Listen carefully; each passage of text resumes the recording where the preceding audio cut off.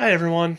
I'm making this video to show you the math, science, and engineering with musical instruments. So one interesting thing about music is there's an underlying mathematical pattern, and I'll show you the way that works. So musical notes are arranged with letters. C, D, E. It could be anything. They could have named it whatever, but historically they just named it letters. So A, B, C, D, E, F, G. So I started with C. Just like from that Ed Puzzle movie by Mr. French. C, D, E, F, G, A, B, C. This is that Dorian cycle that we had talked about. And on the sides, I wrote all the sharp notes. C sharp, D sharp. This little pound sign or hashtag, that means sharp, and that we've raised the pitch a little bit. So we took C and raised the pitch just slightly to be C sharp.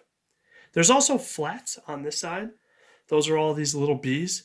And that means that we've lowered the pitch a little. So I took D and I lowered it a little. So if you could see here, C sharp and D flat are the exact same note. So just to keep things simple, I'm going to actually get rid of all the flats. No, it doesn't really change the underlying principle. It just makes it easier. So I actually printed out another page. So a little bit easier to look at. I got rid of all of the flats.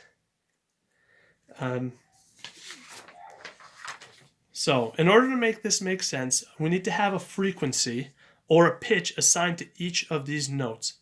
So frequency, if you don't know, it's the number of sound waves that pass through a fixed place in a second. So when you strum a guitar, it's basically the number of vibrations that string might have in a second. So every one of these 12 notes has a specific number. All right, and unfortunately, we don't know what that number is yet. So something you might not know is that there's actually different ways of defining notes called temperament.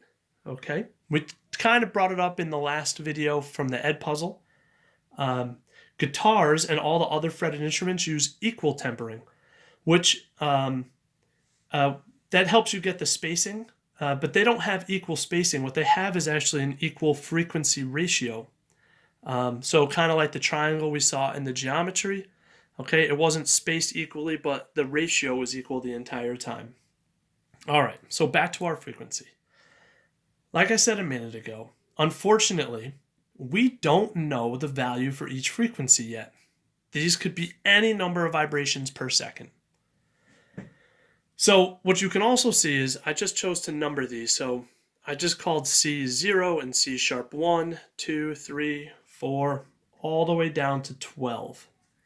Okay, because there are 12 possible notes to get from C to go through our entire cycle to get to the next C.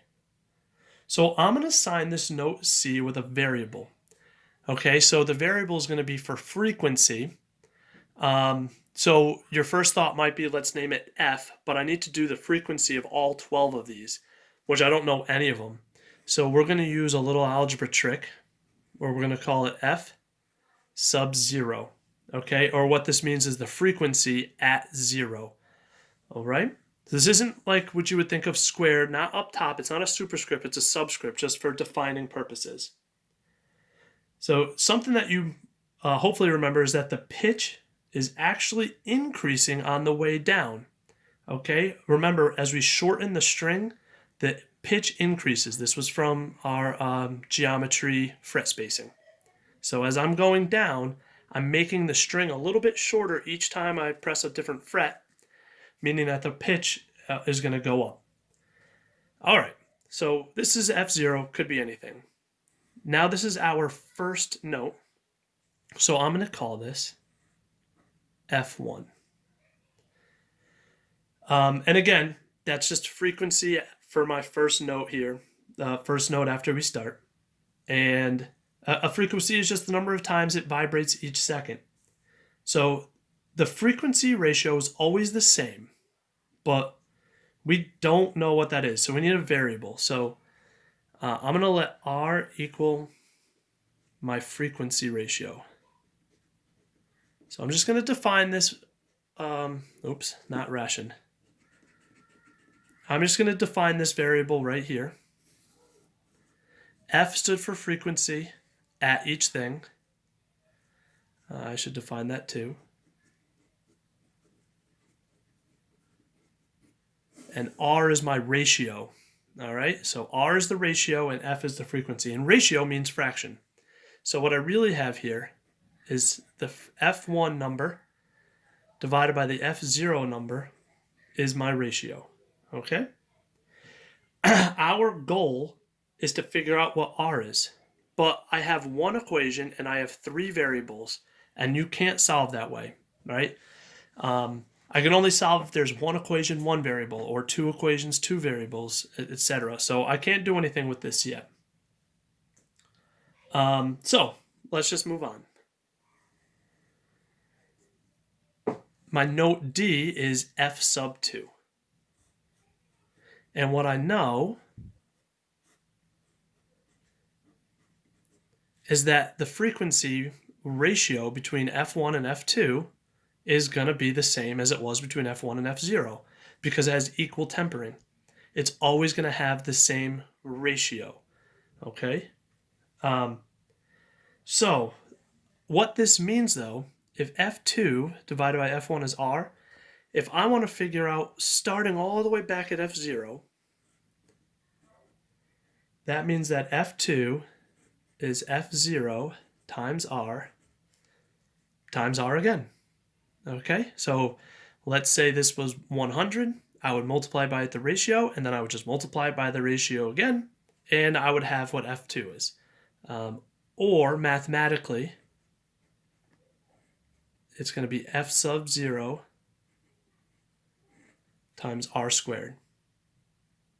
All right, so now let's look at D sharp. This is my third one. If I want the frequency of my third one, well, I know that the ratio between F3 and F2 is the same ratio as it was between my second and first, or my first and 0th frequency. Or if I want to start at the very beginning, it would be F0 times R times R times R, which we can rewrite much nicer to say F3 is equal to F sub 0 times R cubed. Now we're just going to continue this pattern.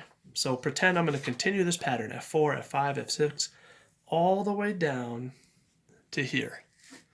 So hopefully if I slide my paper up, we might be able to see this a little bit better. All right. So what I've got here is going to be F sub 12 divided by F sub 11 is going to give me my same ratio. And F11 divided by F10 is going to be R. And F10 divided by F9 is going to be R. So what I really have is this ratio coming up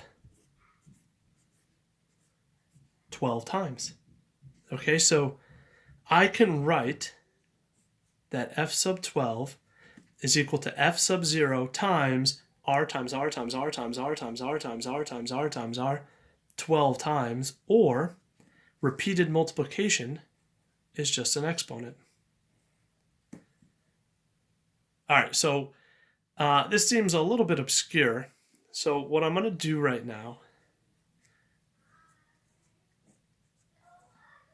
is I'm going to solve for R to the 12th. So this right here, for practicing our solving equations, is F sub 0 times R to the 12th. So it might be a little confusing if you're not, if you're not the best at math, but understanding that it's an equation and this is multiplication, the inverse of multiplication is division.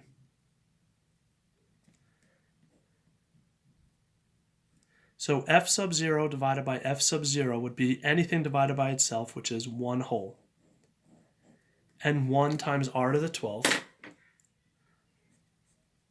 is R to the 12th. And I'm left with F to the 12th over F to the 0. All right, so I'm running out of room. So what I'm going to do is write that again, right here.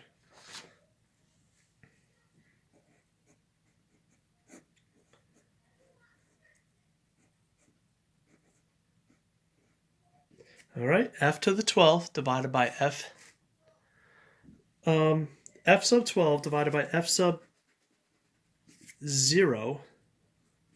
So f sub 12 divided by f sub 0 is equal to r to the 12th. All right, so now let's solve for r. Now you should instantly be thinking, well, I still have 3 variables and only one equation. Variable 1, variable 2, and then variable 3. We can't solve if there's three variables and one equation. But when I go from C all the way down one full cycle, the pitch doubles. Okay, so if I go for one full octave, that's what this is called. One cycle is called an octave.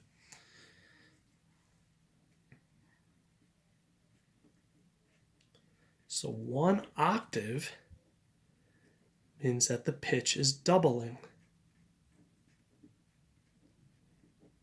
So once I got to here, if I were to continue, I would go C sharp, D, D sharp, E, etc. For to get from this C down to the next C that's off my page, it would double again. All right? So, well, this is great news, because therefore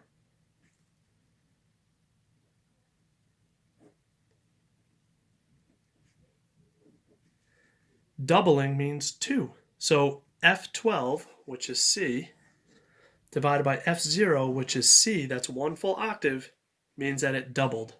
No matter what I have, it's doubled. So that means that value is 2. So now we can rewrite, and instead of F12 divided by F0, I'm going to write 2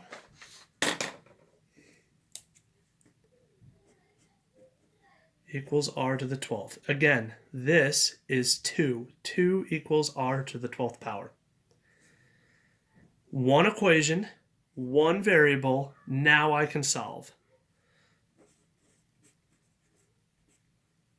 So if I want to solve to get r alone, not everybody would have seen this. This is r raised to the 12th power. So to undo a exponent, you have to use a radical. So to get rid of squared, I would use square root. To get rid of raised to the 12th, I would use 12th root.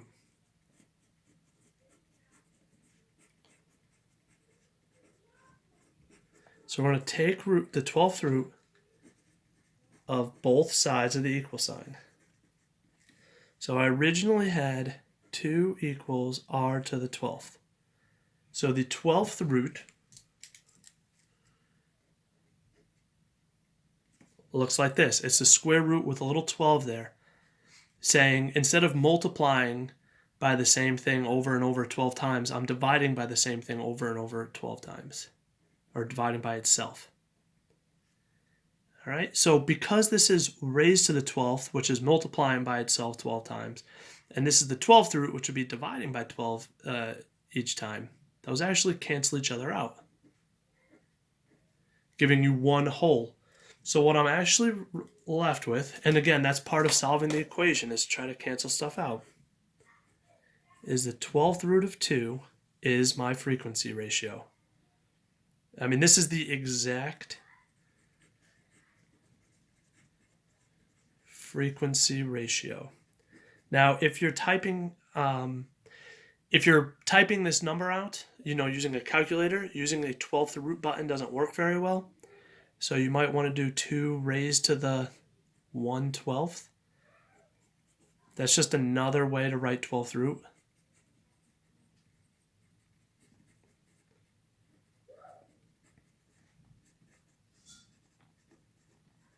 Okay, when you have an exponent, the numerator is how many times you multiply it by itself, and the denominator is the opposite, dividing it.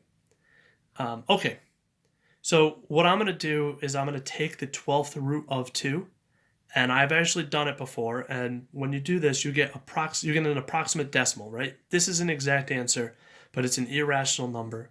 So when I actually take this in a calculator and do 2 raised to the 1/12th, I get 1.0595. is approximately equal to r. And that's good enough for what we have to do. We're going out to the 10,000ths place. So this is the approximate ratio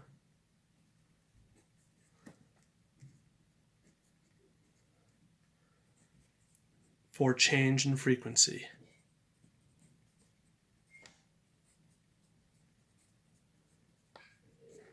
Which should be going up. As I bring these numbers down, my frequency should be going up because as the string gets shorter, the frequency or pitch increases. Now, this is great for understanding what happens with the frequency, but we want to learn about what to do with the fret spacing.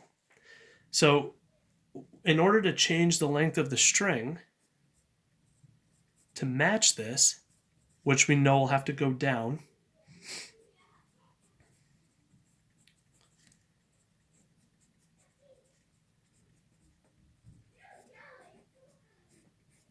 okay, you're going to take this number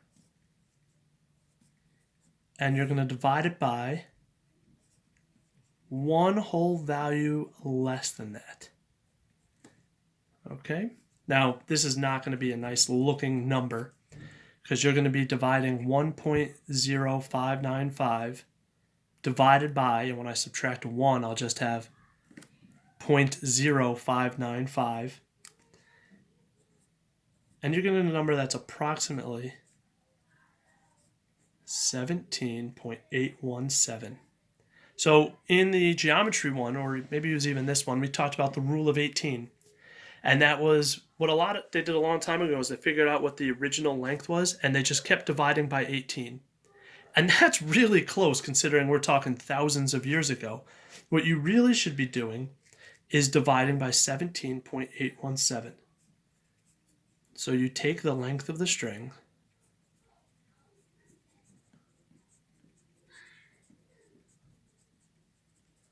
okay? And because as the frequency is going up, the length of the string has to be going down, instead of multiplying, what we're going to do is divide to make the string shorter.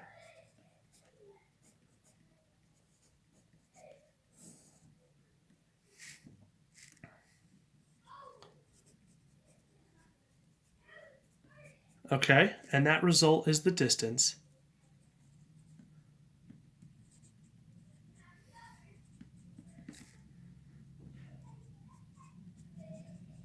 To the next fret. Or if you want to think about the shorter string position. Okay, so if this location of 0, okay, was 20 inches away from the guitar nut down to the bridge, I would take that 20 and divide it by 17.817, and that'll tell me how far away that this number, that these two frets should be apart. All right, so I go that distance and I make a mark.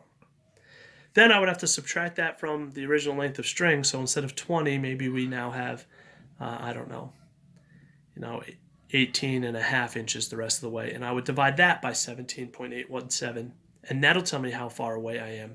And I would just keep finding my new distance and dividing that new distance by 17.817. And we'll do that lesson on that next. But I hope you understand this lesson was where did this number come from that we're dividing by, and then also where did the 12th root of 2 come from. So hopefully you have a basic understanding of both of those. Have a nice day, everyone.